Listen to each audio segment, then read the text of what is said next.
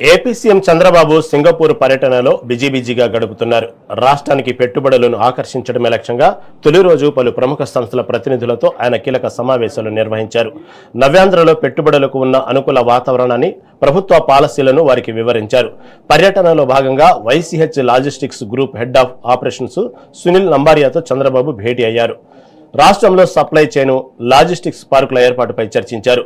Automated, అత్యాధునిక సాంకేతికతతో కూడిన భారీ సప్లై చైన్ సిటీని ఏపీలో నిర్మించే అంశంపై ఈ సమావేశంలో రోడ్ మ్యాప్ సిద్ధం చేశారు.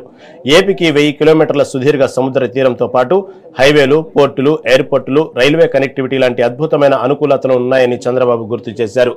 లాజిస్టిక్స్ వ్యయాన్ని తగ్గించడమే తమ లక్ష్యమన్నారు. హార్టికల్చర్పై 1,00,000 కోట్లు ఇన్వెస్ట్ చేయబోతున్నామని, ఆక్వాకల్చర్లో నెంబర్ 1గా ఉన్న ఏపీని సందర్శించి ప్రొడక్షన్ రంగంలో పెట్టుబడులు పెట్టాలని కోరారు. మరోవైపు విద్యారంగానికి సంబంధించి కీలక పరిణామం చోటు చేసుకుంది. ప్రపంచ మేటి విద్యాసంస్థ అయిన national university of Singapore president Tan Eng చైతో చంద్రబాబు సమావేశమయ్యారు.